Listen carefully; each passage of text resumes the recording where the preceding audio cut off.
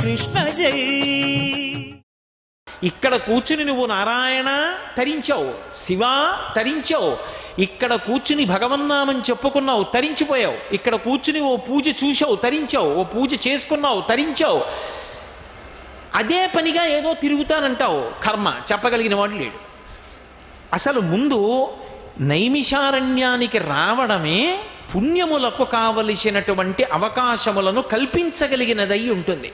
కాబట్టి ఇది పుణ్యంబై మునివల్లభ గణ్యంబై, మునివల్లభులైనటువంటి వాళ్ళు ఎవరుంటారో అటువంటి వాళ్ళందరూ ప్రచ్ఛన్న రూపాలతో తిరుగుతూ ఉంటారు. మాంసనేత్రమునకు దొరకరు.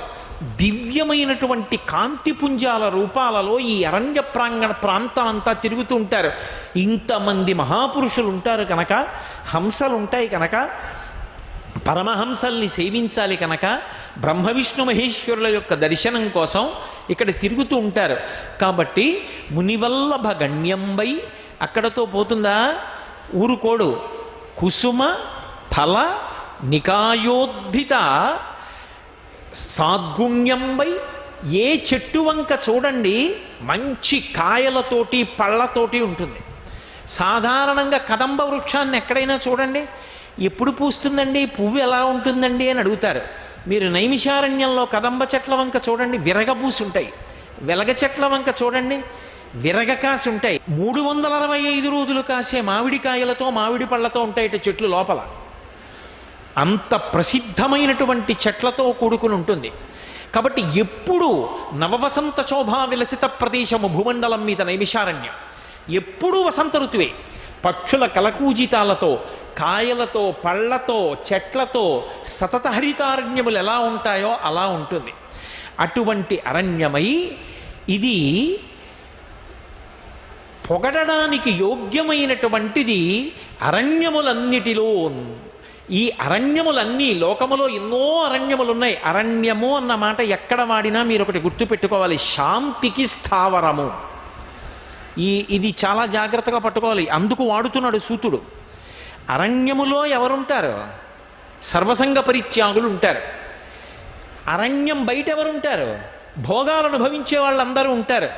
ఈ భోగాలు అనుభవించే వాళ్ళందరూ శాంతిగా ఉన్నారా? ఉండరు. వీళ్ళు శాంతి కావలసి వస్తే ఎక్కడికి ఎడతారు? ఆయన దగ్గరికి ఎడతారు. వశిష్ఠ విశ్వామిత్రాది మహర్షుల్ని కలుసుకోవాలంటే ఒకానొకప్పుడు ఇక్ష్వాకు వంశంలో పుట్టిన చక్రవర్తులందరూ అరణ్యంలోకి వెళ్ళి ఆయన్ని కలుసుకుంటూ ఉండేవారు. అది శాంతి స్థానం. సర్వసంగ పరిత్యాగులైనటువంటి వాళ్ళు అరణ్య ప్రదేశాల్లో, ఆ వనాలలో తపోవనాలు నిర్మాణం చేసి కుటీరాలలో ఉండి నిరంతరం తపస్సు చేస్తుంటారు. ఒక్కొక్కరు చేసినటువంటి తపస్సుకి యుగాలు మారిపోయినా సరే ప్రశాంతత అలా ఉండిపోయింది. శృంగేరి పట్టణంలో ఋష్యశృంగుడు ఎప్పుడో త్రేతాయుగంలో చేసినటువంటి తపస్సు, ఆ తపస్సుకి ద్వాపరయుగం దాటిపోయి కలియుగం వచ్చింది. ఇప్పటికీ కూడా జన్మతః పరస్పర వైరుధ్యం ఉంటుంది ప్రాణులలో. అది సృష్టి యందున్నది. వేదంలో ఒక విషయం చెప్తారు. ఒకానొకప్పుడు దేవేంద్రుడు పెద్ద గృహంలో నివాసం చేస్తూ ఉంటాడు. ఆయనని కలుసుకోవడం కోసమని వశిష్ఠ మహర్షి వెళ్ళారు. వశిష్ఠ మహర్షి పెద్ద గడ్డాలతోటి ఎప్పుడూ తపస్సు చేసి ఉన్న కారణం చేత పెరిగిపోయిన గోళ్లతో ఉంటాడు. ఆయన ఇంద్రుడి యొక్క నివాసం దగ్గరికి వెళ్ళేటప్పటికి దేవేంద్రుడికి కుక్కలు ఉన్నాయి. వాటికి శుని అంటారు, దేవశుని అంటారు ఆ కుక్కని, దేవతల కుక్క. ఆ కుక్కలు వశిష్ఠుడిని చూసి మురిగాయి. మురిగితే వెంటనే వశిష్ఠుడు శునక సూక్తము అని చెప్పాడు. దుర్గా సూక్తము, శ్రీ సూక్తము, పురుష సూక్తము, మన్యు సూక్తము, భూసూక్తము, నీలా సూక్తము, వీటిల్లో శునక సూక్తం వేదంలో ఉంది. కుక్కల మీద ఉంటుంది ఆ సూక్తం. ఆ సూక్తం చెప్తూ ఒక మాట అంటాడు, ఓ కుక్క, నీకు జన్మతః పందితో వైరం ఉంది అన్నాడు. అందుకే పందికి కుక్కకి పడదు ఎప్పుడు. పంది కనబడితే కుక్క వెంట తరుగుతుంది. అలా జన్మతః వైరమున్న ప్రాణులు కూడా మహానుభావులు తపస్సు చేసినటువంటి ప్రాంగణాలకు వెడితే వాటి వైరాన్ని మరిచిపోయి ఒకదానికొకటి సహకరిస్తాయి. సర్వం శ్రీ ఉమామహేశ్వర పరబ్రహ్మార్పణమస్తు. స్వస్తి.